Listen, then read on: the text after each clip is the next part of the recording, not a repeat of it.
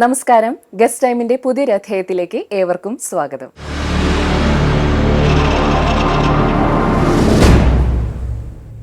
Laser angioplasty ഉപയോഗിച്ച് വളരെ complicated ആയിട്ടുള്ള ബ്ലോക്ക് പോലും വളരെ ഈസി ആയിട്ട് മാറ്റാൻ സാധിക്കും. അതുതന്നെ നമുക്ക് ഇത്രയും പെട്ടെന്ന് കൊണ്ടുവരാൻ കഴിഞ്ഞത് നമ്മുടെ ഒരു അസറ്റായിട്ട് നമ്മൾ കണക്കാക്കും. സാധാരണ ആൻജിയോപ്ലാസ്റ്റിയേക്കാളും ഏകദേശം ഒരു 50,000 ആണ് എക്സ്ട്രാ ആണ് സാധാരണ ലേസർ ആൻജിയോപ്ലാസ്റ്റിക്ക് വരുന്ന കോസ്റ്റ്. ഇല്ല, നമുക്ക് സിംഗിൾ ബ്ലോക്കിനും ലേസർ ആൻജിയോപ്ലാസ്റ്റി ചെയ്യാൻ സാധിക്കും. ഇന്ന് ഗസ്റ്റ് ടൈമിൽ നമുക്ക് അതിഥിയായി എത്തിയിട്ടുള്ളത് SP മെഡിഫോർട്ട് ഹോസ്പിറ്റലിന്റെ consultant interventional cardiologist doctor Praveen GL ആണ്. നമുക്ക് ഡോക്ടറെ സ്വാഗതം ചെയ്യാം. Welcome doctor. നമസ്കാരം.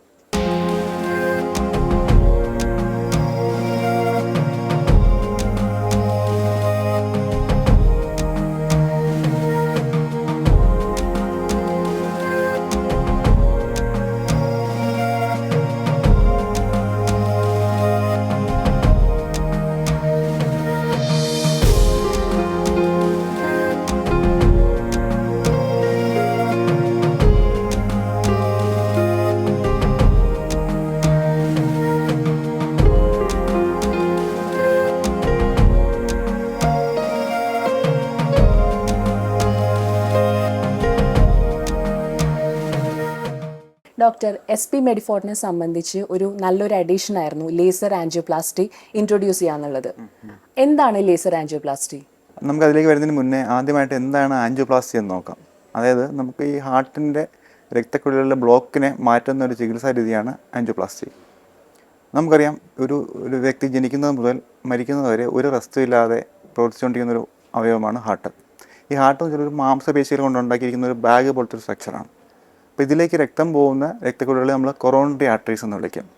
ഈ കൊറോണറി ആർട്ടറിക്ക് അകത്ത് വരുന്ന ബ്ലോക്കുകളെ മാറ്റുന്ന ചികിത്സ രീതിയാണ് ആൻജിയോപ്ലാസ്റ്റി. നമ്മൾ യൂഷ്വലി ചെയ്യുന്നത് എന്താണെന്ന് വെച്ചാൽ, ഈ ബ്ലോക്കിനകത്ത് കൂടി ഒരു വയർ പാസ് ചെയ്തിട്ട് ബലൂൺ കൊണ്ടുവച്ചിട്ട് ആ ബ്ലോക്കിൻ്റെ കാഠിന്യം കുറച്ച ശേഷം ഒരു സ്റ്റെൻറ്റ് നിക്ഷേപിച്ച് ബ്ലോക്ക് മാറ്റുന്നു. അങ്ങനെയാണ് നമ്മൾ ആൻജിയോപ്ലാസ്റ്റി ചെയ്യുന്നത്. എന്നാൽ പല ആൾക്കാർക്കും, പ്രത്യേകിച്ച് വളരെ കോംപ്ലിക്കേറ്റഡ് ബ്ലോക്കുള്ള ആൾക്കാർക്കും പിന്നെ 3-ൽ കൂടുതൽ ബ്ലോക്കുള്ള ആൾക്കാർക്കും കാൽസ്യം അടിഞ്ഞ ബ്ലോക്കുള്ളവർക്കും നമുക്ക് സാധാരണ ആൻജിയോപ്ലാസ്റ്റി ചെയ്യാൻ പറ്റാറില്ല. അവരെ നമ്മൾ സാധാരണ ബൈപ്പാസാണ് അവർക്ക് നിർദ്ദേശിക്കാറുള്ളത്. എന്നാൽ ഇന്ന് നമുക്ക് ലേസർ ആൻജിയോപ്ലാസ്റ്റി ഉപയോഗിച്ച് വളരെ കോംപ്ലിക്കേറ്റഡ് ആയിട്ടുള്ള ബ്ലോക്ക് പോലും വളരെ ഈസി ആയിട്ട് മാറ്റാൻ സാധിക്കും. ഇപ്പം നമ്മൾ നോർമലി ബലൂൺ ആൻജിയോപ്ലാസ്റ്റി ഒക്കെ കേട്ടിട്ടുണ്ട്. പക്ഷേ ഒരു ലേസർ എന്ന് പറയുമ്പോൾ കുറച്ച് ആൾക്കാർക്കെങ്കിലും ആ ഒരു ഹാർട്ടിൽ ലേസർ യൂസ് ചെയ്യുമ്പോൾ ഒരു പേടി ഉണ്ടാവും. അപ്പോൾ എത്രത്തോളം സേഫ് ആണ് ഈ ലേസർ ആൻജിയോപ്ലാസ്റ്റി? നമ്മൾ വളരെ കൺട്രോൾഡ് ആയിട്ടുള്ള ഒരു ലേസറാണ് ഇതിനു വേണ്ടി ഉപയോഗിക്കുന്നത്. ഒരു ചെറിയ കത്തീറ്റർ, വളരെ നമ്മൾ റീഫിലിൻ്റെ അത്രയും സൈസുള്ള ഒരു ചെറിയ കത്തീറ്റർ നമ്മൾ രക്തക്കുഴലിനകത്തേക്ക് കൊണ്ടുപോയിട്ട് വളരെ കൺട്രോൾഡ് ആയിട്ടുള്ള ലേസർ കിരണങ്ങൾ ആ ബ്ലോക്കിലേക്ക് അടിച്ചിട്ടാണ് ആ ബ്ലോക്ക് ബാഷ്പീകരിച്ച് നമ്മൾ മാറ്റുന്നത്. അപ്പോൾ അത് സത്യം പറഞ്ഞാൽ ബാക്കിയുള്ള മെത്തേഡ്സായിട്ട് കമ്പയർ ചെയ്യുമ്പോൾ വളരെയധികം കോംപ്ലിക്കേഷൻസ് കുറവുള്ള ഒരു മെത്തേഡാണ് ലേസർ ആൻജിയോപ്ലാസ്റ്റി. നമുക്ക് വേറെയുള്ള മെത്തേഡ്സ് എന്ന് വെച്ചാൽ ഈ കാൽഷ്യം അടിഞ്ഞ ബ്ലോക്കിന് കാൽഷ്യം പൊടിക്കുന്ന ഒരു മെത്തേഡുണ്ട്, റോട്ടാബ്ലേഷൻ എന്ന് പറയും. അതൊക്കെ കുറച്ചുകൂടി കൂടുതൽ കോംപ്ലിക്കേഷൻസ് വരാൻ സാധ്യതയുള്ളതാണ്. എന്നാൽ കമ്പാരിറ്റീവ്ലി ഏറ്റവും കോംപ്ലിക്കേഷൻസ് കുറവുള്ളതും വളരെ സേഫായിട്ടും വളരെ ഈസി ആയിട്ടും വളരെ ടൈം കുറച്ച് മാത്രം വേണ്ടി വരുന്നതുമായിട്ടുള്ള ഒരു ആൻജിയോപ്ലാസ്റ്റിയാണ് ലേസർ ആൻജിയോപ്ലാസ്റ്റി. ഇപ്പം നമ്മൾ ആൻജിയോപ്ലാസ്റ്റി അല്ലെങ്കിൽ ഓപ്പൺ ഹാർട്ട് കഴിഞ്ഞ പേഷ്യൻ്റ് ആണെങ്കിൽ ഒരുപാട് കാലയളവിൽ റെസ്റ്റ് വേണ്ടി വരും, ഒരു സ്പെഷ്യൽ മെഡിക്കേഷൻസ് വേണ്ടി വരും. അങ്ങനെ എന്തെങ്കിലും ഈ ഒരു ലേസർ ആൻജിയോപ്ലാസ്റ്റി കഴിഞ്ഞതിന് ശേഷമുണ്ടോ? സാധാരണ ആൻജിയോപ്ലാസ്റ്റി പോലെ തന്നെയാണ് ലേസർ ആൻജിയോപ്ലാസ്റ്റിക്കും റെസ്റ്റ് വരുന്നത്. നമുക്ക് സാധാരണ ചെയ്യുമ്പോൾ ഇന്നിപ്പോൾ ചെയ്യുകയാണെന്നുണ്ടെങ്കിൽ ഇന്നൊരു ദിവസം രോഗിയെ നമ്മൾ ICUയിൽ ഒബ്സർവ് ചെയ്യും, നാളെ റൂമിലേക്ക് മാറ്റും, മറ്റന്നാൾ ഡിസ്ചാർജ് ചെയ്യും. അപ്പോൾ 2 days ആണ് മാക്സിമം ഹോസ്പിറ്റൽ സ്റ്റേ വരുന്നത്. പിന്നെ ചില പേഷ്യൻസിന് ഇപ്പോൾ ക്രിയാറ്റിൻ വല്ലതും കൂടുകയാണെങ്കിൽ മാത്രമേ അതിൽ കൂടുതൽ ദിവസം ഹോസ്പിറ്റലിൽ കീപ്പ് ചെയ്യാറുള്ളൂ. ഇപ്പോൾ ഏത് പേഷ്യൻസിനാണ് നമ്മൾ ഇതൊരു പ്രിഫർ ചെയ്യുന്നത് ലേസർ ആൻജിയോപ്ലാസ്റ്റി? പ്രധാനമായിട്ടും 4 തരം ആൾക്കാർക്കാണ് നമ്മൾ ലേസർ ആൻജിയോപ്ലാസ്റ്റി ചെയ്യുന്നത്. ഒന്ന്, നേരത്തെ പറഞ്ഞ പോലെ വളരെ കോംപ്ലിക്കേറ്റഡ് ആയിട്ടൊരു ബ്ലോക്ക്, അതായത് കാൽഷ്യം അടിഞ്ഞ് ഈ ബ്ലോക്കിൻ്റെ കാഠിന്യം കൂടിയിട്ട് നമുക്ക് സാധാരണ ബലൂൺ വെച്ചിട്ട് ഈ ആൻജിയോപ്ലാസ്റ്റി ചെയ്യാൻ പറ്റത്തില്ല. അപ്പോൾ നമ്മൾ എന്താ ചെയ്യുന്നത് വെച്ചാൽ, ഇതുവഴി വയർ പാത്തിയ ശേഷം ലേസർ കൊണ്ടുപോകുമ്പോൾ ഈ ബ്ലോക്കിൻ്റെ കാഠിന്യം കുറയും. അതിനുശേഷം നമുക്ക് നോർമലായിട്ടുള്ള ആൻജിയോപ്ലാസ്റ്റി ചെയ്യാൻ സാധിക്കും. അതാണ് ഒരു തരം ആൾക്കാർ.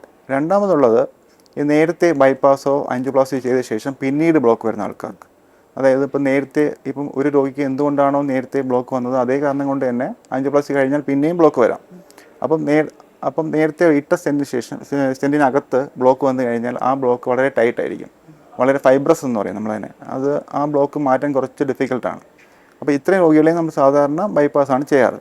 എന്നാൽ ഇപ്പോൾ നമുക്ക് ഈ ലേസർ ആൻജിയോപ്ലാസ്റ്റി ഉപയോഗിച്ച് ഈ സ്റ്റെൻറ്റിനകത്തുള്ള ബ്ലോക്ക് ബാഷ്പീകരിച്ച് മാറ്റിക്കഴിഞ്ഞാൽ അത് ഈസി ആയിട്ട് ആൻജിയോപ്ലാസ്റ്റി ചെയ്യാനും അതുവഴി രക്തപ്രവാഹം പുനഃസ്ഥാപിക്കാനും സാധിക്കും. അതുപോലെ തന്നെ ഈ ബൈപ്പാസ് സർജറി കഴിഞ്ഞ രോഗികൾക്ക് അവർക്ക് ഈ ബൈപ്പാസ് ഗ്രാഫ്റ്റ് നമ്മൾ കാലിൽ നിന്നോ കയ്യിൽ നിന്ന് എടുക്കുന്ന വെയിൻസ് വെച്ചുള്ള ഗ്രാഫ്റ്റ് ഉണ്ടല്ലോ. അപ്പോൾ ഈ ഗ്രാഫ്റ്റിനകത്ത് ബ്ലോക്ക് വന്നാലും നേരത്തെ പറഞ്ഞ പോലെ അത് ബലൂൺ ആൻജിയോപ്ലാസ്റ്റിയിലോട്ട് മാറ്റാൻ ഡിഫിക്കൽട്ടാണ്. ഒരു പക്ഷേ നമ്മൾ ബലൂൺ ആൻജിയോപ്ലാസ്റ്റി ചെയ്ത് മാറ്റിയാലും പിന്നീട് അടഞ്ഞു പോകാനുള്ള ചാൻസസും ഉണ്ട്. എന്നാൽ ലേസർ ആൻജിയോപ്ലാസ്റ്റി ഉപയോഗിച്ചിട്ട് ഈ ബ്ലോക്കും നമുക്ക് ഈസി ആയിട്ട് മാറ്റാൻ സാധിക്കും. പിന്നെ ഒരു തരം ആൾക്കാരെന്ന് പറയുന്നത് നമുക്കറിയാം നമ്മുടെ ഇവിടുത്തെ ഒരു പ്രധാന പ്രശ്നം എന്ന് വെച്ചാൽ ഈ ഹാർട്ട് അറ്റാക്ക് രോഗികളുടെ ഹോസ്പിറ്റലിൽ എത്തുന്നത് വളരെ വൈകിട്ടായിരിക്കും. നമ്മൾ ഗ്യാസ് ആണെന്ന് വെച്ചിട്ടോ ഒക്കെ വീട്ടിലിരിക്കും, പിന്നെ വളരെ വൈകിട്ടായിരിക്കും ഹോസ്പിറ്റലിലേക്ക് പോകുന്നത്. ഒരു മേജർ ഹാർട്ട് അറ്റാക്ക് വരുമ്പോൾ സാധാരണ സംഭവിക്കുന്നത് ഈ രക്തക്കുഴലിനകത്ത് രക്തം കട്ട പിടിച്ച് രക്തക്കട്ട വന്ന് ബ്ലോക്ക് ആവുകയാണ് ചെയ്യുന്നത്. അപ്പോൾ ഈ രോഗി ഹോസ്പിറ്റലിൽ എത്താൻ താമസിക്കും തോറും ഈ രക്തക്കട്ട ഹാർഡായി മാറും. അപ്പോൾ നമുക്ക് നോർമൽ ആൻജിയോപ്ലാസ്റ്റി ചെയ്താലും ഈ രക്തക്കട്ട മാറ്റാൻ പറ്റില്ല. അപ്പം നമ്മൾ ഈ ബലൂൺ ഡയലേറ്റ് ചെയ്താലും രക്തക്കട്ട താഴേക്ക് ഇറങ്ങി പോയിട്ട് താഴെയെല്ലാം ബ്ലോക്കാക്കും.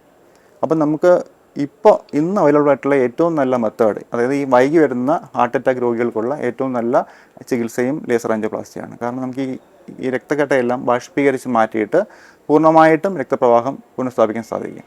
ഇപ്പോൾ ഡോക്ടർ പറഞ്ഞ പോലെ വൈകി വരുന്ന പേഷ്യൻസിന് കോംപ്ലിക്കേഷൻസ് കൂടുതലായിരിക്കും. പൊതുവേ ഇപ്പോൾ നമ്മളുടെ ഒരു ധാരണ വെച്ചിട്ട് ഹാർട്ട് അറ്റാക്ക് വരുന്നത് ആ ഒരു ചെസ്റ്റ് പെയിൻ വരുമ്പോൾ മാത്രമാണെന്നുള്ളൊരു ധാരണയുണ്ട്. പക്ഷേ അതിന് മുന്നേ ഒരുപാട് കാലത്തോളം ഹാർട്ട് ഇതിനുള്ള സിംറ്റംസ് നമ്മുടെ ബോഡി പല സിംറ്റംസും കാണിക്കുന്നുണ്ട്. അതിനെ പറ്റിയിട്ടൊന്ന് പറയാമോ? നമുക്ക് രണ്ട് തരം ഹാർട്ട് ഡിസീസ് ഉണ്ട്. കൊറോണറി ഡിസീസ് ഉണ്ട്. ഒന്ന് നമ്മൾ സ്റ്റേബിൾ കൊറോണറി ഡിസീസ് എന്ന് പറയും, മറ്റത് അൺസ്റ്റേബിൾ. സ്റ്റേബിൾ എന്ന് പറയുമ്പോൾ ഈ രോഗിക്ക് നടക്കുമ്പോഴോ അല്ലെങ്കിൽ ജോലി ചെയ്യുമ്പോഴോ അല്ലെങ്കിൽ സ്റ്റെപ്പ് കയറുമ്പോഴോ ഉള്ള കിതപ്പ്, അല്ലെങ്കിൽ നെഞ്ചിനകത്തുള്ള എരിച്ചിൽ അല്ലെങ്കിൽ പുകച്ചിൽ, അല്ലെങ്കിൽ കഴുത്തിലേക്ക് വ്യാപിക്കുന്ന രീതിയിലുള്ള എരിച്ചിൽ, ഇതൊക്കെയാണ് ആദ്യത്തെ സിംറ്റംസ്. അപ്പോൾ ഇതുള്ളവർ നമുക്ക് ECGയോ എക്കോയോ ട്രെഡ്മിൽ ടെസ്റ്റോ ഒക്കെ എടുത്തു കഴിഞ്ഞാൽ നമുക്ക് ഹാർട്ട് അറ്റാക്ക് വരുന്നതിന് മുന്നേ തന്നെ നമുക്ക് ഹാർട്ട് ഡിസീസ് ഉണ്ടെങ്കിൽ അല്ലെങ്കിൽ ബ്ലോക്ക് ഉണ്ടെങ്കിൽ കണ്ടുപിടിക്കാൻ സാധിക്കും. പിന്നെ ഉള്ളതാണ് ഈ അൺസ്റ്റേബിൾ പേഷ്യൻസ്. അവരാണ് ഈ ചെസ്റ്റ് പെയിൻ ആയിട്ട് വരുന്നത്. ചെസ്റ്റ് പെയിൻ ആയിട്ട് വന്നാൽ നമുക്ക് രണ്ട് തരം ഹാർട്ട് അറ്റാക്ക് ഉണ്ട്. ഒന്ന് വെച്ചാൽ മൈനർ അറ്റാക്ക്. അവർക്ക് ECG വേരിയേഷൻ ചെറുതായിട്ട് കാണത്തുള്ളൂ. അവർക്കൊരു ബ്ലഡ് ടെസ്റ്റ് നമ്മൾ ചെയ്യുമ്പോൾ പോസിറ്റീവ് ആയിരിക്കും. നമ്മൾ ചെയ്യുന്നത് ഒരു മരുന്ന് കൊടുത്ത് ആ ഒരു സ്റ്റേബിൾ ആക്കിയ ശേഷം നമ്മൾ ഇലക്റ്റീവായിട്ടൊരു ആൻജിയോഗ്രാം ചെയ്ത് നോക്കും. ഈ ഹാർട്ടിൽ ബ്ലോക്ക് ഉണ്ടോ എന്ന് അറിയുന്ന ടെസ്റ്റാണ് ആൻജിയോഗ്രാം. അപ്പം ആ ടെസ്റ്റ് ചെയ്യുമ്പോൾ ബ്ലോക്ക് ഉണ്ടെങ്കിൽ അത് മാറ്റും. അതാണ് ചികിത്സ. ഇപ്പോൾ നമ്മൾ ആൻജിയോഗ്രാം ചെയ്യുമ്പോൾ ബ്ലോക്ക് ഉണ്ടെങ്കിലും ഒരു 70% വരെയുള്ള ബ്ലോക്ക് ആണെങ്കിലും നമുക്ക് ഗുളിക കഴിച്ചാൽ മതിയാവും, ആൻജിയോപ്ലാസ്റ്റിയുടെ ആവശ്യമില്ല. 70% മേളിലാണെങ്കിൽ അതൊരു അറ്റാക്ക് ഉണ്ടാക്കാൻ സാധ്യത ഉള്ളതുകൊണ്ട് നമ്മളത് മാറ്റും. അങ്ങനെയാണ് ചെയ്യുന്നത്. പിന്നെ ഉള്ളതാണ് മേജർ അറ്റാക്ക്. മേജർ അറ്റാക്ക് എന്ന് വെച്ചാൽ ഹാർട്ടിലെ ഈ രക്തക്കുഴലിൽ പൂർണ്ണമായിട്ട് അടഞ്ഞു പോകുന്ന അവസ്ഥയാണ്. അപ്പോൾ അതാണ് ഏറ്റവും എമർജൻസി ആയിട്ട് നമുക്ക് ആൻജിയോപ്ലാസ്റ്റി ചെയ്ത് മാറ്റേണ്ട രോഗികൾ. കാരണം ആ ഹാർട്ടിൻ്റെ ഈ രക്തക്കുഴൽ പൂർണ്ണമായിട്ട് അടയുമ്പോൾ അങ്ങോട്ടുള്ള രക്തപ്രവാഹം പൂർണ്ണമായിട്ട് നിലയ്ക്കുകയും ആ മസിൽസ് എല്ലാം ക്രമേണ നശിച്ചുകൊണ്ടിരിക്കുകയും ചെയ്യും. അപ്പം നമ്മൾ ടൈം ഈസ് മസിൽ എന്ന് പറയും. അതായത് എത്ര പെട്ടെന്ന് രോഗി ഹോസ്പിറ്റലിൽ എത്തി എത്രയും പെട്ടെന്ന് നമുക്ക് ആൻജിയോപ്ലാസ്റ്റി ചെയ്ത് മാറ്റാൻ സാധിക്കുന്നു, അത്രയും നല്ല രീതിയിലായിരിക്കും പേഷ്യൻറ്റിൻ്റെ പ്രോഗ്നോസിസ് അല്ലെങ്കിൽ പിന്നീടുള്ള ജീവിതം. അപ്പം താമസിക്കും തോറും ആ മസിൽ നശിച്ച് കഴിഞ്ഞിട്ട് ഹാർട്ട് പമ്പിങ് കുറഞ്ഞിട്ട് ഹാർട്ട് ഫെയിലിയർ എന്ന അവസ്ഥയിലേക്ക് പോകും. പിന്നെ റിക്കവറി ഉണ്ടാവുമെങ്കിലും പഴയതുപോലെ ആയി വരത്തില്ല. നടക്കുമ്പോഴുള്ള കിതപ്പൊക്കെ ജീവിതകാലം മുഴുവൻ നിലനിൽക്കാൻ സാധ്യതയുണ്ട്. ഇപ്പോൾ നമുക്ക് പെട്ടെന്ന് ഇപ്പോൾ ഒരുപാട് കേസസ് വരുന്നു, പെട്ടെന്ന് കുഴഞ്ഞു വീണ് മരിക്കുന്നു, അല്ലെങ്കിൽ പെട്ടെന്ന് അറ്റാക്ക് പല സ്ഥലത്ത് നിൽക്കും. ഇപ്പോൾ പേഷ്യൻറ്റിനല്ലാണ്ട് കൂടെയുള്ള ആൾക്കാർക്ക് ഒരു അറ്റാക്ക് വരുന്നു എന്ന് മനസ്സിലാക്കുമ്പോൾ പെട്ടെന്ന് എമർജൻസി ആയിട്ട് ചെയ്യേണ്ട കാര്യങ്ങൾ എന്തൊക്കെയാണ് ഈ ഒരു ഹോസ്പിറ്റലിൽ എത്തി ഒരു മെഡിക്കേഷൻ സ്റ്റാർട്ട് ചെയ്യുന്നതിന് മുന്നേ? ഏറ്റവും ആദ്യമായിട്ട് ചെയ്യേണ്ടത് ഏറ്റവും അടുത്തുള്ളൊരു ഹോസ്പിറ്റലിൽ എത്തുക എന്നുള്ളതാണ്. എത്തി ഒരു ECG എടുക്കുക. ECGയിൽ ഈവൻ ഇപ്പോൾ നമ്മൾ ചെസ്റ്റ് പെയിൻ ആയിട്ടൊരു ഹോസ്പിറ്റലിൽ പോയിട്ട് പലരും ചെയ്യുന്നത് ECG എടുത്ത് നോക്കി നോർമലാണെന്ന് പറയുമ്പോൾ വീട്ടിൽ പോകും. അങ്ങനെയല്ല, നമുക്ക് ECG ചേഞ്ചസ് ക്രമേണ ചിലപ്പോൾ അപ്പിയർ ചെയ്ത് വരാം. അതുകൊണ്ട് ചെയ്യേണ്ടത് ഈ നെഞ്ചുവേദനയായിട്ട് ഹോസ്പിറ്റലിൽ പോയി കഴിഞ്ഞാൽ അവിടെ ECG എടുക്കുക. അത് നോർമലാണെങ്കിലും 2 to 4 hours എങ്കിലും അവിടെ തന്നെ സ്റ്റേ ചെയ്തിട്ട് റിപ്പീറ്റ് ECG എടുക്കുക. ആവശ്യമെങ്കിൽ ഒരു ട്രോപ്പോണിൻ ടെസ്റ്റ് ചെയ്ത് നോക്കുക. അത് ചെയ്ത് ഒരു 4 hours ECGയും ട്രോപ്പോണിൻ ടെസ്റ്റും നെഗറ്റീവ് ആണെങ്കിൽ മാത്രമേ വീട്ടിലേക്ക് പോകാൻ പാടുള്ളൂ. ഇതെന്തെങ്കിലും പോസിറ്റീവ് ആണെന്ന് കണ്ടു കഴിഞ്ഞാൽ എത്രയും പെട്ടെന്ന് കാർഡിയോളജി ഫെസിലിറ്റി ഉള്ള ഹോസ്പിറ്റലിലേക്ക് രോഗിയെ മാറ്റുക. ഇപ്പോൾ നമ്മൾ SP മെഡിഫോർട്ടിലെ ലേസർ ആൻജിയോപ്ലാസ്റ്റിലേക്ക് തിരിച്ചു വരാണെന്നുണ്ടെങ്കിൽ ഇതിനൊരു ഏജ് ഗ്രൂപ്പ് ഉണ്ടോ? ഇന്ന ഏജ് ഗ്രൂപ്പ് തൊട്ടുള്ള ആൾക്കാർക്ക് ഇത് ചെയ്യാൻ പറ്റുള്ളൂ അങ്ങനെയുണ്ടോ? അങ്ങനെയില്ല, നമുക്ക് എല്ലാ ഏജ് ഗ്രൂപ്പിലുള്ള ആൾക്കാർക്കും ലേസർ ആൻജിയോപ്ലാസ്റ്റി ചെയ്യാം. നമ്മളൊരു ഏകദേശം ഒരു 90 years വരെ നമ്മൾ റീസെൻ്റ്ലി ആൻജിയോപ്ലാസ്റ്റി ചെയ്തിട്ടുണ്ട്. മിക്കവാറും നമുക്ക് ഞാൻ നേരത്തെ പറഞ്ഞില്ലേ, ഈ ബൈപ്പാസ് കഴിഞ്ഞിട്ടും ആൻജിയോപ്ലാസ്റ്റി കഴിഞ്ഞിട്ടും ബ്ലോക്ക് വരുന്ന രോഗികൾക്ക് മാറ്റിയെന്ന് പറഞ്ഞില്ലേ. അപ്പോൾ അതെല്ലാം മിക്കവാറും ഈ പറഞ്ഞ ഓൾഡർ ഏജ് ഗ്രൂപ്പ് ആയിരിക്കും. ഒരു up to 90 years വരെ നമ്മൾ റീസെൻ്റ്ലി ബ്ലോക്ക് മാറ്റിയിട്ടുണ്ട്.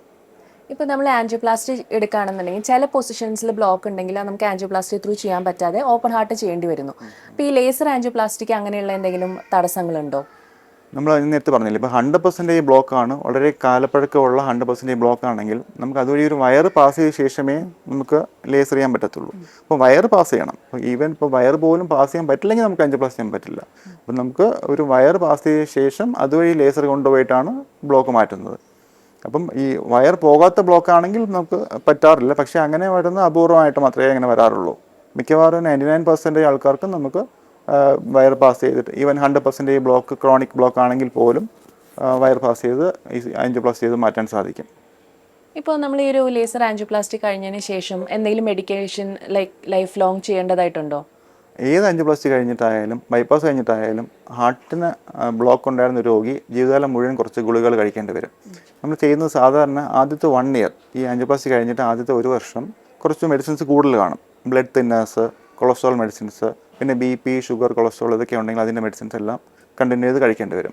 1 ഇയർ കഴിയുമ്പോൾ സാധാരണ നമ്മൾ മെഡിസിൻസിൻ്റെ എണ്ണം കുറയ്ക്കുമെങ്കിലും ജീവിതകാലം മുഴുവൻ മെഡിസിൻസ് കഴിച്ചുകൊണ്ടിരിക്കേണ്ടി വരും. ഇതിൻ്റെ ഒരു കോസ്റ്റ് എങ്ങനെയാണ് വരുന്നത് ലേസർ ആൻജിയോപ്ലാസ്റ്റിയുടെ? സാധാരണ ആൻജിയോപ്ലാസ്റ്റിയേക്കാളും ഏകദേശം ഒരു 50,000 ആണ്, എക്സ്ട്രാ ആണ് സാധാരണ ലേസർ ആൻജിയോപ്ലാസ്റ്റിക്ക് വരുന്ന കോസ്റ്റ്. ഡോക്ടർ, നമ്മൾ ഈ ലേസർ ആൻജിയോപ്ലാസ്റ്റി ചെയ്യുമ്പോൾ എന്തെങ്കിലും റിസ്ക് ഉണ്ടോ? സാധാരണ ആൻജിയോപ്ലാസ്റ്റിയെ പോലെ തന്നെയാണ് ലേസർ ആൻജിയോപ്ലാസ്റ്റിയും. ഇപ്പം സാധാരണ ആൻജിയോപ്ലാസ്റ്റിക്ക് പറ്റാത്ത ആൾക്കാരാണ് നമ്മൾ ലേസർ ആൻജിയോപ്ലാസ്റ്റി ചെയ്യുന്നത്. ഇപ്പം എന്നാൽ നമ്മൾ ഒരു കോംപ്ലിക്കേറ്റഡ് ആൻജിയോപ്ലാസ്റ്റിക്ക് ഉപയോഗിക്കുന്ന പല ടൂൾസ് ഉണ്ട്.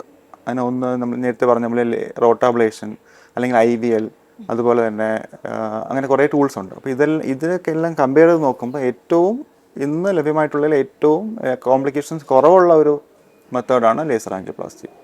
ഇപ്പോൾ നമ്മൾ ആൻജിയോപ്ലാസ്റ്റി എടുക്കുകയാണെങ്കിൽ കാർഡിയക് ആൻജിയോപ്ലാസ്റ്റി ഉണ്ട്, പെരിഫറൽ ആൻജിയോപ്ലാസ്റ്റി ഉണ്ട്. ഇവിടെ ലേസർ ചെയ്യുന്നത് ഏതിനാണ്? നമ്മളിപ്പോൾ തുടങ്ങിയിരിക്കുന്നത് കാർഡിയക് പേഷ്യൻസിനാണ്. ഈ പെരിഫറൽ ആൻജിയോപ്ലാസ്റ്റി, ഈ കാലിലെ ബ്ലോക്കൊക്കെ വരുന്ന ആൾക്കാർക്ക് നമ്മൾ നെക്സ്റ്റ് മന്ത് മുതൽ കാലിലെ ബ്ലോക്കിനും മാറ്റാനായിട്ട് ലേസർ ആൻജിയോപ്ലാസ്റ്റി ഉപയോഗിക്കാൻ തുടങ്ങാൻ പോവുകയാണ്. നമ്മളിപ്പോൾ ലേസർ ആൻജിയോപ്ലാസ്റ്റിന്റെ കാര്യം പറയുമ്പോൾ നമ്മൾ സൗത്ത് കേരളയിൽ ഫസ്റ്റ് ടൈമാണ് ഈ ഒരു ഹോസ്പിറ്റലിൽ വരുന്നത്. ഫസ്റ്റ് ടൈമാണ് നമ്മൾ ഒരു ഹോസ്പിറ്റലിൽ ലേസർ ആൻജിയോപ്ലാസ്റ്റി സ്റ്റാർട്ട് ചെയ്യുന്നത്, അത് നമ്മളാണ്. അപ്പോൾ അത് എങ്ങനെ പേഷ്യൻസിലേക്ക് അത് പ്രോപ്പറായിട്ട് എത്തിയിട്ടുണ്ടോ? ആൾക്കാർ നോർമലി അത് ആക്സെപ്റ്റ് ചെയ്ത് തുടങ്ങിയിട്ടുണ്ടോ? അത് നമുക്കിപ്പം കഴിഞ്ഞ 2 മാസമായിട്ട് വളരെ കൂടുതലായിട്ട് പേഷ്യൻസ് വരുന്നുണ്ട്. ഇത് പറഞ്ഞ പോലെ കോംപ്ലിക്കേറ്റഡ് ആൻജിയോപ്ലാസ്റ്റി വേണ്ട പേഷ്യൻസ് നമുക്ക് വന്നു തുടങ്ങിയിട്ടുണ്ട്. ഡോക്ടർ, പിന്നെ നമ്മൾ ഹാർട്ട് ഹെൽത്തിൻ്റെ കാര്യം എടുക്കുകയാണെന്നുണ്ടെങ്കിൽ ഈ കോവിഡ് കഴിഞ്ഞതിന് ശേഷം ഒരുപാട് കേൾക്കുന്ന ഒരു കേസാണ് വാക്സിനേഷൻ എടുത്തതിന് ശേഷം ഹാർട്ട് ഹെൽത്ത് ഭയങ്കരമായിട്ട് കുറയുന്നുണ്ടെന്ന്. ഈവൻ ജിമ്മിൽ പോകുന്ന ആൾക്കാർ, പ്രോപ്പറായിട്ട് ഡയറ്റ് എടുക്കുന്ന ആൾക്ക് പെട്ടെന്ന് ഹാർട്ട് അറ്റാക്ക് വരുന്നുണ്ടെന്ന്. അത് ഈ വാക്സിനായിട്ട് എന്തെങ്കിലും കണക്ഷൻ ഉണ്ടോ? അതോ എന്തെങ്കിലും വേറെ ശ്രദ്ധിക്കേണ്ടതായിട്ടുണ്ടോ? നമുക്ക് ഈ ഹാർട്ടിൽ ബ്ലോക്ക് ഉണ്ടാക്കാനുള്ള കുറച്ച് കാരണങ്ങളുണ്ട്. അത് നമ്മൾ റിസ്ക് ഫാക്ടേഴ്സ് എന്ന് പറയും. അപ്പോൾ അത് 2 തരം റിസ്ക് ഫാക്ടേഴ്സ് ഉണ്ട്. ഒന്നെന്ന് വെച്ചാൽ നമുക്ക് കൺട്രോൾ ചെയ്യാൻ പറ്റുന്ന റിസ്ക് ഫാക്ടേഴ്സ്, അതായത് ഇപ്പോൾ BP, ഷുഗർ, കൊളസ്ട്രോൾ, അപ്പോൾ ഇതൊക്കെ നമുക്ക് കൺട്രോൾ ചെയ്യാൻ പറ്റും. നമുക്ക് അതിൻ്റെ കാഠിന്യം കുറച്ച് വയ്ക്കാൻ പറ്റും. അതുപോലെ തന്നെ പുകവലി നിർത്തിക്കഴിഞ്ഞാൽ നമുക്ക് ആ റിസ്ക് ഫാക്ടർ ഇല്ല. അപ്പോൾ അതുപോലെ ഇതൊക്കെയാണ് കൺട്രോൾ ചെയ്യാൻ പറ്റുന്ന റിസ്ക് ഫാക്ടേഴ്സ്. എന്നാൽ മറ്റു ചിലതുണ്ട്. നമ്മുടെ പ്രായം, വർദ്ധിച്ചു വരുന്ന പ്രായം ഒരു റിസ്ക് ഫാക്ടറാണ്. അതുപോലെ തന്നെ മെയിൽ ജെൻഡർ ഒരു റിസ്ക് ഫാക്ടറാണ്. അതുപോലെ തന്നെ പാരമ്പര്യം, ഇപ്പോൾ അച്ഛനോ അമ്മയ്ക്കോ, നമ്മുടെ ഫസ്റ്റ് ഡിഗ്രി റിലേറ്റീവ്സ് എന്ന് പറയും, അച്ഛനോ അമ്മയ്ക്കോ ബ്രദേഴ്സിനൊക്കെ ഉണ്ടെങ്കിൽ നമുക്ക് ഹാർട്ട് അറ്റാക്ക് വരാനുള്ള സാധ്യത കൂടുതലാണ്. അപ്പോൾ ഇതൊക്കെയാണ് നമുക്ക് കൺട്രോൾ ചെയ്യാൻ പറ്റാത്ത റിസ്ക് ഫാക്ടേഴ്സ്. അപ്പോൾ നമുക്ക് ഈ കൺട്രോൾ ചെയ്യാൻ പറ്റുന്ന റിസ്ക് ഫാക്ടേഴ്സ്, അതായത് BP, ഷുഗർ, കൊളസ്ട്രോൾ, പുകവലി, മദ്യപാനം, ഇതെല്ലാം കഴിയുന്നതും കൺട്രോൾ ചെയ്ത് കഴിഞ്ഞാൽ നമുക്ക് ബ്ലോക്ക് വരാനുള്ള സാധ്യത കുറയ്ക്കാൻ പറ്റും. അപ്പോൾ അതുപോലെ ഒരു റിസ്ക് ഫാക്ടർ ആയിരുന്നു ഈ കോവിഡ് സമയത്ത് ഉണ്ടായിരുന്നത്. അതായത് കോവിഡ് ഇൻഫെക്ഷൻ തന്നെ ഒരു റിസ്ക് ഫാക്ടർ ആയിരുന്നു. അതായത് ബ്ലോക്ക് അല്ലെങ്കിൽ ബ്ലഡ് ക്ലോട്ട് ചെയ്യാനുള്ള ടെൻഡൻസി കൂട്ടുന്ന ഒരു ഇൻഫെക്ഷൻ ആയിരുന്നു കോവിഡ് ഇൻഫെക്ഷൻ. അതിൻ്റെ വാക്സിനേഷനും കുറച്ച് കേസസ് ഇതുപോലെ ബ്ലഡ് ക്ലോട്ടിങ് കൂടുതലായിട്ട് അറ്റാക്ക് വന്നിട്ടുണ്ടെങ്കിലും നമുക്ക് കമ്പയർ ചെയ്യുമ്പോൾ, അതായത് കോവിഡ് ഇൻഫെക്ഷൻ കമ്പയർ ചെയ്യുമ്പോൾ ഇൻഫെക്ഷൻ കാരണം വന്ന കേസസാണ് കൂടുതൽ. ഈ വാക്സിനേഷൻ കാരണം വന്ന കേസസ് അത്രത്തോളം ഇല്ല. ഇപ്പം നമ്മൾ ഹാർട്ട് ഹെൽത്ത് എടുക്കുകയാണെന്നുണ്ടെങ്കിൽ പെട്ടെന്നൊരു അറ്റാക്ക് വരുമ്പോൾ, അല്ലെങ്കിൽ ഈ ഡോക്ടർ നേരത്തെ പറഞ്ഞ റിസ്ക് ഫാക്ടേഴ്സ് ഉണ്ട്, പാരമ്പര്യമായിട്ട് ഹാർട്ടിന് ഇഷ്യൂസ് ഉള്ള ആൾക്കാർ, അങ്ങനെയുള്ളവർ കുറച്ച് ശ്രദ്ധിക്കുമെങ്കിലും കോമൺ ആയിട്ടുള്ള ആൾക്കാർ, ഹെൽത്തി ആണെന്ന് വിശ്വസിക്കുന്ന ആൾക്കാർ, ഇപ്പോൾ പുകവലി ഇല്ലാത്ത ആൾക്കാർ, ഡയറ്റ് നോക്കുന്ന ആൾക്കാർ, അധികം ഓയിലി ഫുഡ് കഴിക്കാത്ത ആൾക്കാർ, അങ്ങനെയുള്ളവർക്കും ഇങ്ങനെ ഒരു അറ്റാക്കിന് സാധ്യതയുണ്ട്. അപ്പോൾ നമ്മൾ വേറെ എന്തൊക്കെ കാര്യങ്ങളാണ് നമ്മുടെ ഒരു ലൈഫ് സ്റ്റൈൽ ചേഞ്ചിൻ്റെ ഭാഗമായിട്ട് ചെയ്യേണ്ടത്? അതെ, ഈ ബ്ലോക്ക് എന്ന് പറയുന്ന ഒരു മൾട്ടി ഫാക്ടോറിയൽ നമ്മൾ പറയും. അതായത് പല പല കാരണങ്ങൾ കൊണ്ട് വരുന്ന ഒരു അസുഖമാണ്. അപ്പോൾ അതിനകത്ത് ഇതെല്ലാം വരുന്നതാണ്. അതിനകത്തൊരു പ്രധാന ഫാക്ടറാണ് ഈ നമ്മുടെ കൊളസ്ട്രോൾ ലെവൽസ്, അല്ലെങ്കിൽ നമ്മൾ കഴിക്കുന്ന ഫുഡിൻ്റെ ഇൻഫ്ലുവൻസ്. അപ്പോൾ നമുക്ക് ചെയ്യാൻ പറ്റുന്നത് വെച്ചാൽ കൂടുതലായിട്ടുള്ള ഹെൽത്തി ആയിട്ടുള്ള ഫുഡ് ഹാബിറ്റ്സ് നമ്മൾ സ്വീകരിക്കുക എന്നുള്ളതാണ്. അതായത് കൂടുതലായിട്ട് പഴങ്ങളും പച്ചക്കറികളും കഴിക്കുക, ജങ്ക് ഫുഡ്സ് കഴിയുന്നത് ഒഴിവാക്കുക, എണ്ണ കഴിയുന്നതും കുറയ്ക്കുക, അതുപോലെ തന്നെ ഈ റെഡ് മീറ്റ് കഴിയുന്നത് ഒഴിവാക്കുക, സ്മോക്കിംഗ് ആൽക്കഹോളൊക്കെ കഴിയുന്നതും ഒഴിവാക്കുക. ഇതൊക്കെയാണ് നമുക്ക് ചെയ്യാൻ പറ്റുന്ന കുറച്ച് കാര്യങ്ങൾ. അതുപോലെ തന്നെ ഡെയിലി അരമണിക്കൂറെങ്കിലും എക്സസൈസ് ചെയ്യുക. നമുക്ക് WHO നിഷ്കർഷിക്കുന്ന നമ്മുടെ മിനിമം എക്സസൈസ് എന്ന് പറയുന്നത് ദിവസം അരമണിക്കൂർ വെച്ചിട്ട് ആഴ്ചയിൽ 5 ദിവസമെങ്കിലും എക്സസൈസ് ചെയ്യണമെന്നാണ്. അപ്പോൾ ഇതെല്ലാം നമുക്ക് ഫോളോ ചെയ്ത് കഴിഞ്ഞാൽ നമുക്കൊരു പരിധി വരെ ഇത് വരാനുള്ള സാധ്യത കുറയ്ക്കാൻ സാധിക്കും. നമ്മൾ ബ്ലഡ് ടെസ്റ്റുകൾ റെഗുലറായിട്ട് ചെയ്യുന്ന ആൾക്കാരാണെങ്കിലും കൊളസ്ട്രോൾ ലെവൽ ഹൈ ആണെങ്കിൽ മാത്രമേ ഹാർട്ടിൻ്റെ കാര്യത്തിൽ ശ്രദ്ധിക്കേണ്ടൂ, അല്ലെങ്കിൽ BP കൊളസ്ട്രോൾ മാത്രമാണ് ഒരു ടെസ്റ്റ് ചെയ്യുന്നുള്ളൂ.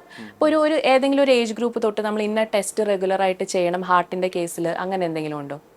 നമുക്ക് ഒരു 30 to 40 ഇയേഴ്സ് തൊട്ട് എല്ലാവരും ഒരു 3 മാസം കൂടുമ്പോഴെങ്കിലും കൊളസ്ട്രോൾ ടെസ്റ്റ് ചെയ്യുന്നത് നല്ലതായിരിക്കും. എന്നിട്ട് നമ്മുടെ റിസ്ക് അനുസരിച്ച്, അപ്പോൾ നമുക്ക് ഫാമിലി ഹിസ്റ്ററി ഉണ്ടെന്നുണ്ടെങ്കിൽ എന്തായാലും ഒരു 30 ഇയേഴ്സ് തന്നെ നമ്മൾ ടെസ്റ്റ് ചെയ്ത് തുടങ്ങണം. ഇല്ല ഹാർട്ട് അറ്റാക്ക് ഈ ഫാമിലി ഹിസ്റ്ററി ഇല്ലെന്നുണ്ടെങ്കിൽ 40 ഇയേഴ്സ് ആയാലും കുഴപ്പമില്ല. എന്നാലും 3 മാസം കൂടുമ്പോൾ നമ്മുടെ കൊളസ്ട്രോൾ ലെവൽസ് ചെക്ക് ചെയ്യുക. പിന്നെ പുകവലിയുള്ള ആൾക്കാരാണെന്നുണ്ടെങ്കിൽ എന്തായാലും പുകവലി സ്റ്റോപ്പ് ചെയ്യുക. സത്യം പറഞ്ഞാൽ പുകവലി സ്റ്റോപ്പ് ചെയ്തെങ്കിൽ മാത്രമേ ഈ ചെക്കപ്പ് ഒക്കെ അണ്ടർഗോ ചെയ്തിട്ട് കാര്യമുള്ളൂ. ഇപ്പോൾ പുകവലി കണ്ടിന്യൂ ചെയ്യുന്ന ഒരാളുണ്ട്. അപ്പം പുകവലി പല രീതിയിൽ നമുക്ക് ഹാർട്ടിൻ്റെ ബ്ലോക്ക് ഉണ്ടാക്കാൻ കാരണമാകുന്നു. ഒന്ന് ഈ ബ്ലഡിലെ ഇൻഫർമേഷൻ കൂട്ടിയിട്ടും, അതുപോലെ തന്നെ BP കൂട്ടിയിട്ടും, ബാക്കി പല രീതിയിലും ഇത് ബ്ലോക്ക് ഉണ്ടാകാൻ കാരണമാക്കുന്നു. അപ്പോൾ അതുകൊണ്ട് പുകവലി സ്റ്റോപ്പ് ചെയ്ത് കഴിഞ്ഞിട്ട് മാത്രമേ ഈ ചെക്കപ്പൊക്കെ നടത്തിയിട്ട് കാര്യമുള്ളൂ. നമുക്ക് ഈ ഒരു അറ്റാക്ക് എന്നുള്ള ഇതിലേക്ക് അല്ലാണ്ട് നോർമലി ഹാർട്ടിന് വരുന്ന വേറെ എന്തൊക്കെ ഡിസീസസ് ആണുള്ളത്? ഹാർട്ട് ഡിസീസ് അല്ലെങ്കിൽ ഹൃദ്രോഗം എന്ന് പറയുമ്പോൾ നമുക്ക് പ്രധാനമായിട്ടും ഏറ്റവും കൂടുതൽ കാണുന്നതും ഏറ്റവും ആൾക്കാർ പേടിക്കുന്നതും ഈ ഹാർട്ട് അറ്റാക്ക് ആണെങ്കിലും മറ്റു പല അസുഖങ്ങളും ഉണ്ട്. അതിൽ ഒരു പ്രധാന അസുഖം എന്ന് വെച്ചാൽ ഈ ഹാർട്ട് ബീറ്റിൻ്റെ വേരിയേഷൻസ് ആണ്. നമ്മൾ ആരിത്മിയ എന്ന് പറയും. അതായത് ഹാർട്ട് ബീറ്റ് കൂടാം, ഹാർട്ട് ബീറ്റ് കുറഞ്ഞു പോകാം. അപ്പോൾ നമുക്കൊരു പരിധി കൂടുതൽ ഹാർട്ട് ബീറ്റ് കൂടുമ്പോൾ നമുക്കൊരു ഇലക്ട്രോഫിസിയോളജിക്കൽ സ്റ്റഡി ഒക്കെ ചെയ്തിട്ട് ചിലപ്പം അത് അബ്ലേഷനൊക്കെ ചെയ്ത് മാറ്റേണ്ടി വരും. അതുപോലെ തന്നെ ഹാർട്ട് ബീറ്റ് തീരെ കുറഞ്ഞു പോകുന്ന രോഗികൾക്ക് നമുക്ക് പേസ് മേക്കർ വയ്ക്കേണ്ടി വരാം. പിന്നെ അതുപോലെ തന്നെ വേറൊരു അതാണ് സ്ട്രക്ചറൽ ഹാർട്ട് ഡിസീസ് എന്ന് പറയും. അതായത് ഹാർട്ടിൻ്റെ വാൽവിൻ്റെ ലീക്ക് അല്ലെങ്കിൽ വാൽവിൻ്റെ ചുരുക്കം, ഇതിനൊക്കെ നമുക്ക് ചികിത്സ ചെയ്യേണ്ടി വരും. പിന്നെ അതുപോലെ തന്നെ ചിലർക്ക് ജന്മന തന്നെ ഹാർട്ടിൻ്റെ മസിലിന് കട്ടി കൂടുന്ന ഒരു അസുഖമുണ്ട്. നമ്മൾ HCM എന്ന് പറയും, ഹൈപ്പർട്രോഫിക് കാർഡിയോമയോപ്പതി. അപ്പോൾ അത് ഇങ്ങനെ പാരമ്പര്യമായിട്ട് വരുന്നൊരു അസുഖമാണ്. അതിനും അപ്പം അത് നമ്മൾ ഈ നേരത്തെ കേട്ടിട്ടില്ലേ, ഈ പല എക്സസൈസ് ചെയ്യുമ്പോഴൊക്കെ പെട്ടെന്ന് കുഴഞ്ഞു വീണ് മരിച്ചു എന്ന് പറഞ്ഞാൽ, അതിനൊക്കെ യങ്സ്റ്റേഴ്സിന് വരുന്ന ഈ പെട്ടെന്നുള്ള മരണങ്ങൾക്ക് ഒരു കാരണം ഇതുപോലുള്ള സ്ട്രക്ചറൽ ഹാർട്ട് ഡിസീസാണ്. അതായത് ഈ ഹാർട്ടിൻ്റെ മസിലിന് അമിതമായിട്ട് കട്ടി കൂടുന്ന അവസ്ഥ. അത് നമ്മൾ ചെയ്യേണ്ടത് ഇപ്പം ഫാമിലി ഹിസ്റ്ററി ഉണ്ടെന്നുണ്ടെങ്കിൽ നേരത്തെ തന്നെ കുഞ്ഞിനെ എക്കോ ഒക്കെ എടുത്തിട്ട് സ്ക്രീൻ ചെയ്ത് നോക്കുക എന്നുള്ളതാണ് നമുക്ക് ചെയ്യാൻ പറ്റുന്ന ഒരു കാര്യം. ഡോക്ടർ, നമ്മൾ പൊതുവെ കേൾക്കുന്ന ഒരു മിത്ത് എന്ന് പറഞ്ഞാൽ നമ്മുടെ ഫാമിലിയിൽ ഹാർട്ട് ഡിസീസ് ഉണ്ടെങ്കിൽ നമുക്കത് സ്റ്റോപ്പ് ചെയ്യാൻ പറ്റില്ല എന്നുള്ള ഒരു ഇതുണ്ട്. അങ്ങനെ എന്തെങ്കിലും ഒരു സംഭവം ഉണ്ടോ? നേരത്തെ പറഞ്ഞ പോലെ ഫാമിലിയിൽ ഹാർട്ട് ഡിസീസ് അല്ലെങ്കിൽ ഹാർട്ട് അറ്റാക്ക് വന്നിട്ടുണ്ടെങ്കിൽ നമ്മുടെ ഫസ്റ്റ് ഡിഗ്രി റിലേറ്റീവ് ആണെങ്കിൽ നമുക്ക് വരാൻ സാധ്യത കൂടുതലാണ്. പക്ഷേ അത് മിക്കവാറും വരുന്നത് ഇതുപോലുള്ള കൊളസ്ട്രോൾ കൂടിയിട്ടായിരിക്കും. അപ്പോൾ നമുക്ക് ചെയ്യാൻ പറ്റുന്നത് ഓരോ 3 മാസം കൂടുമ്പോൾ വളരെ നേരത്തെ തന്നെ കൊളസ്ട്രോൾ ചെക്ക് ചെയ്യുക. പിന്നെ ഈ BP, ഷുഗർ, കൊളസ്ട്രോൾ ഇതൊന്നും വരാതെ നോക്കുക. പിന്നെ സ്മോക്കിംഗ് ഹാബിറ്റിലോട്ട് പോകാതിരിക്കുക. ഇതൊക്കെയാണ് നമുക്ക് ചെയ്യാൻ പറ്റുന്നത്. അപ്പം വന്നതുകൊണ്ട് ഇപ്പം പാരൻസിന് വന്നുകൊണ്ട് നമുക്ക് വരണമെന്ന് നിർബന്ധമില്ല, പക്ഷേ വരാൻ സാധ്യത കൂടുതലാണ്. പക്ഷെ നമുക്ക് തന്നെ നമ്മുടെ ലൈഫ് സ്റ്റൈൽ കൺട്രോൾ ചെയ്തിട്ട് അത് ഒരു പരിധി വരെ നമുക്ക് നിയന്ത്രിക്കാൻ സാധിക്കും. ഡോക്ടർ, നമ്മൾ പൊതുവെ കേൾക്കുന്ന ഒരു കാര്യമാണ് വിമന് ഹാർട്ട് അറ്റാക്ക് വരാനായിട്ടുള്ള സാധ്യത കുറവാണെന്ന്. അപ്പോൾ ഒരു പരിധി വരെ ഒരു ടേക്കൺ ഫോർ ഗ്രാൻഡഡ് വരാറുണ്ട്. പക്ഷെ പലപ്പോഴും ഈ പറഞ്ഞ പോലെ ഹാർട്ട് അറ്റാക്ക് വരുന്ന സമയത്തായിരിക്കും നമ്മളത് അറിയുന്നത് തന്നെ. അതിന് മുന്നേയുള്ള സിംറ്റംസ് ഒന്നും നമ്മൾ ശ്രദ്ധിക്കാണ്ട് പോകും. അതിൽ എന്തെങ്കിലും സത്യമുണ്ടോ? മെയിൽ ജെൻഡറാണ് കൂടുതൽ ഹാർട്ട് അറ്റാക്ക് അല്ലെങ്കിൽ ഹാർട്ടിൽ ബ്ലോക്ക് വരാൻ സാധ്യത കൂടുതലുള്ള എന്നുള്ളൊരു ഫാക്റ്റാണ്. എന്നാൽ അതായത് ഫീമെയിൽ ഹോർമോൺസ് ഒരു പരിധി വരെ ഈ ഹാർട്ടിൻ്റെ ബ്ലോക്ക് വരുന്നത് പ്രൊട്ടക്റ്റ് ചെയ്യും. എന്നാൽ ഈ മെനപ്പോസ് കഴിഞ്ഞിട്ട് അല്ലെങ്കിൽ ഈ വിരാമം കഴിഞ്ഞ ശേഷം മെയിലിനും ഫീമെയിലിനും ഈക്വൽ റിസ്ക് ആണ്. അതുപോലെ തന്നെ ഈ ഹിസ്റ്റക്ടമി ഉണ്ടല്ലോ, ഈ ഗർഭപാത്രം നീക്കം ചെയ്യുന്ന സർജറി, അത് കഴിഞ്ഞാലും ഈ സ്ത്രീകൾക്ക് മെയിൽസിൻ്റെ അത്രയും തന്നെ റിസ്ക് ഉണ്ട്. അതുപോലെ തന്നെ ഈ ബാക്കി ഇപ്പം ഷുഗർ, കൊളസ്ട്രോൾ ഇതൊക്കെ നേരത്തെ ഉണ്ടെങ്കിൽ ഇപ്പം നമുക്ക് ഫീമെയിൽ ഹോർമോൺസിൻ്റെ പ്രൊട്ടക്ഷൻ അത്രയും കിട്ടാറില്ല. അതായത് ഷുഗർ ഒരു 10 വർഷത്തിൽ കൂടുതലുള്ള ഫീമെയിൽസ് ഈവൻ എങ്ങനായാൽ പോലും ബ്ലോക്ക് വരാം. അതുപോലെ തന്നെ ചില വാദ സംബന്ധമായ അസുഖങ്ങളുണ്ട്. അത് SLE എന്നൊക്കെ പറയാം, രക്തവാദം പോലുള്ള അസുഖങ്ങൾ. ഇതൊക്കെ ഉള്ള സ്ത്രീകൾക്കും ഈ ഫീമെയിൽ ഹോർമോൺസിൻ്റെ പ്രൊട്ടക്ഷൻ കിട്ടാറില്ല. അവർക്കും ഹാർട്ടിൽ ബ്ലോക്ക് നേരത്തെ തന്നെ വരാം. ഡോക്ടർ, നമ്മളിപ്പോൾ AI എല്ലാ മേഖലയിലും ഉപയോഗിക്കുന്നുണ്ട്. ഇവിടുത്തെ ഒരു ഹാർട്ട് ഡിപ്പാർട്ട്മെൻറ്റിൽ AIയുടെ ഒരു യൂസേജ് എങ്ങനെയാണ് വരുന്നത്? നമ്മുടെ കാത്ത് ലാബ് 3D AI കാത്ത് ലാബാണ്. ഇന്ത്യയിൽ തന്നെ ഫസ്റ്റ് 3D AI കാത്ത് ലാബാണ് നമുക്കുള്ളത്.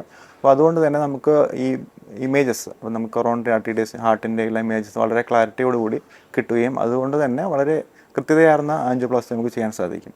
അതുപോലെ തന്നെ നമുക്കൊരു ഇമേജ് ഗൈഡഡ് ആൻജിയോപ്ലാസ്റ്റി ഉണ്ട്. അതായത് നമ്മൾ ഈ രക്തക്കുഴലിനകത്ത് സ്കാൻ ചെയ്ത് നോക്കിയിട്ട്, സാധാരണ നമ്മൾ ചെയ്യുന്നത് ആൻജിയോഗ്രാം വെച്ചിട്ട് അതിൻ്റെ മെഷർമെൻറ്റ് നമ്മൾ അസ്യൂം ചെയ്താണ് ചെയ്യുന്നത്. പക്ഷേ നമ്മൾ ചെയ്യുന്നതെന്ന് വെച്ചാൽ ഈ ഒരു കത്തീറ്ററിനകത്ത് ഒരു ചെറിയ ക്യാമറ, നമ്മളൊരു IVS അല്ലെങ്കിൽ OCT എന്ന് പറയും, ഇത് ഈ രക്തക്കുഴലിനകത്തുകൂടി പാസ് ചെയ്തിട്ട് നമ്മൾ അതിന് കൃത്യമായ സൈസ്, ഈ രക്തക്കുഴലിൻ്റെ കൃത്യമായ സൈസ്, അതിൻ്റെ ബ്ലോക്കിൻ്റെ ലെങ്ത്ത്, ബ്ലോക്ക് എന്തുകൊണ്ടാണ് ഉണ്ടാക്കിയിരിക്കുന്നത്, ഇതെല്ലാം മനസ്സിലാക്കിയ ശേഷമാണ് അതിനനുസരിച്ചുള്ള ആൻജിയോപ്ലാസ്റ്റി ചെയ്യുന്നത്.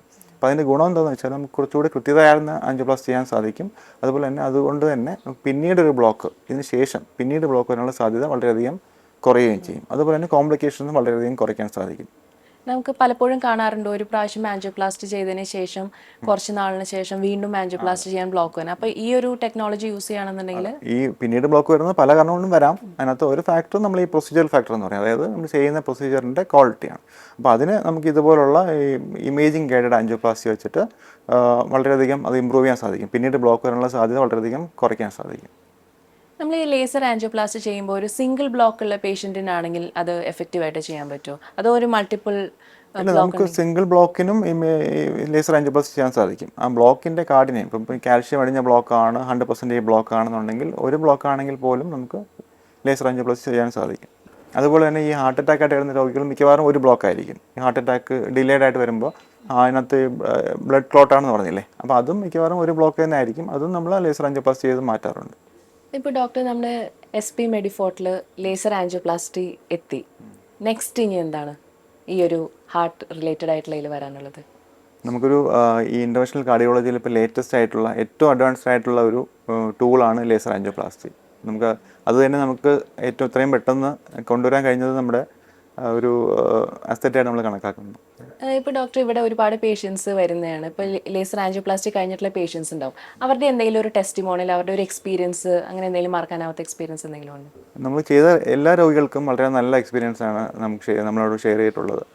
മിക്കവാറും ഈ ഇത്രയും രോഗികളെല്ലാം നേരത്തെ പറഞ്ഞ പോലെ വളരെയധികം പ്രൊസീജിയേഴ്സ് കഴിഞ്ഞിട്ട് വന്നവരായിരിക്കും. അതായത് ബൈപ്പാസോ ആൻജിയോപ്ലാസ്റ്റി കഴിഞ്ഞവരും, അതേപോലെ ക്രോണിക്കായിട്ട് കട്ടിയുള്ള ബ്ലോക്ക് കാരണം വളരെയധികം സഫർ ചെയ്ത ആൾക്കാരുമായിരിക്കും. അപ്പോൾ ഇവർക്കൊക്കെ നമുക്ക് വളരെ ഷോർട്ട് ടൈമിൽ, അതായത് അധികം പ്രൊസീജിയർ ടൈം എടുക്കാതെ വളരെ പെട്ടെന്ന് ബ്ലോക്ക് മാറ്റി കിട്ടിയതിൻ്റെതായ സന്തോഷം എല്ലാവരും ഷെയർ ചെയ്തിട്ടുണ്ട്. ഇപ്പോൾ ഇന്ന പെർട്ടിക്കുലർ ഏജ് കഴിഞ്ഞാൽ ചെയ്യാൻ പറ്റില്ല എന്നുള്ള അങ്ങനെ എന്തെങ്കിലും? അങ്ങനെയില്ല. നമ്മൾ ഇപ്പോൾ ഒരു ചെയ്യാൻ പറ്റുന്ന, അതർവൈസ് ഹെൽത്തി ആയിട്ടുള്ള ആൾക്കാർക്ക്, അതായത് ഹാർട്ടിൻ്റെ അസുഖം മാത്രമാണ് മേജറായിട്ടുള്ള ഇഷ്യൂ എങ്കിൽ നമുക്ക് ചെയ്യാൻ പറ്റുന്നതേ ഉള്ളൂ. ഏത് ഏജ് ഗ്രൂപ്പിലും നമുക്ക് ചെയ്യാൻ പറ്റും. പ്രൊസീജിയർ ടൈം കുറയ്ക്കും. ഈ ലേസർ ആൻജിയോപ്ലാസ്റ്റി കാരണം നമുക്ക് പ്രൊസീജിയർ ടൈം വളരെയധികം കുറയ്ക്കാൻ സാധിക്കും. അതുപോലെ തന്നെ റേഡിയേഷൻ വളരെയധികം കുറയ്ക്കാൻ സാധിക്കും. ഈ കോൺട്രാസ്റ്റ്, അതായത് ഡൈയുടെ യൂസേജ് വളരെ കുറയ്ക്കാൻ സാധിക്കും. അങ്ങനെ ഏത് രീതിയിലും വളരെയധികം കോംപ്ലിക്കേഷൻസ് വരാൻ സാധ്യത കുറവുള്ളൊരു ആൻജിയോപ്ലാസ്റ്റിയാണ് ലേസർ ആൻജിയോപ്ലാസ്റ്റി. അതുകൊണ്ട് തന്നെ വളരെ നല്ല റിസൾട്ട്സും നമുക്ക് രോഗികൾക്ക് കൊടുക്കാൻ സാധിക്കുന്നുണ്ട്. SP മെഡിഫോർട്ടിൻ്റെ ടാഗ് ലൈൻ തന്നെ പറയുന്നത് യു ഫസ്റ്റ് ഓൾവേസ് എന്നുള്ളതാണ്. പേഷ്യൻറ്റിൻ്റെ കാര്യത്തിലായാലും ടെക്നോളജീസിൻ്റെ കാര്യത്തിലായി കഴിഞ്ഞാലും ഏറ്റവും അപ്ഡേറ്റഡ് ആയിട്ടുള്ള ടെക്നോളജി ഏറ്റവും ആദ്യം കൊണ്ടുവരാനായിട്ട് SP മെഡിഫോർട്ട് എപ്പോഴും നോക്കാറുണ്ട്. എന്തായാലും ലേസർ ആൻജിയോപ്ലാസ്റ്റിനെ പറ്റിയിട്ട് ഏറ്റവും ഡീറ്റെയിൽഡ് ആയിട്ടുള്ള ഒരു വേർഷൻ നമുക്ക് ഡോക്ടറിൻ്റെ കയ്യിൽ നിന്ന് കേൾക്കാൻ സാധിച്ചു. ഡോക്ടറിൻ്റെ വിലയേറിയ സമയത്തിന് ഒരുപാട് നന്ദി. നമസ്കാരം. Thank you.